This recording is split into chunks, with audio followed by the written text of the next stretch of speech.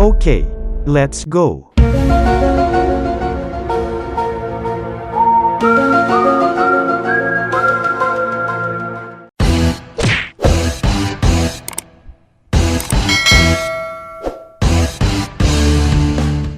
So, ngayon ganito pa rin ba ang gamit mo during mag-open ka ng iyong Google browser?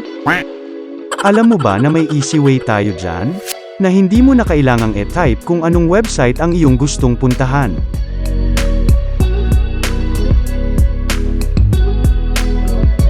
Okay, puntahan ang settings. Tapos hanapin ang on startup. Piliin mo lang itong open a specific page. Tapos add nyo. Nice.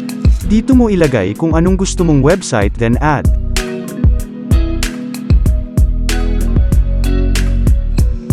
Ayan. Buksan natin ulit ang ating Google browser. Boom! O diba, pwede mo rin itong dagdagan. Wow.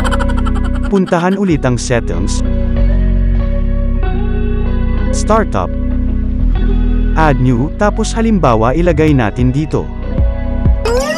Facebook.com. Okay, buksan natin ulit ang ating browser.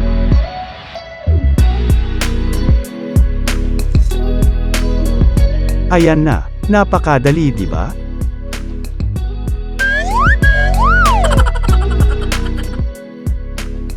At ito pa, alam mo ba, na under dito sa history, kung bakit bumabagal ang iyong computer lalo na sa pagre-research mo dito.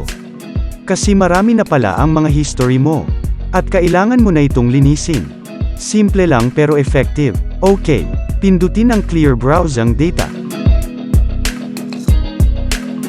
Tapos under sa advanced, set mo sa all time. Then clear data. At let me know kung anong kaibahan. O effective ba sa'yo pag ginawa mo ito?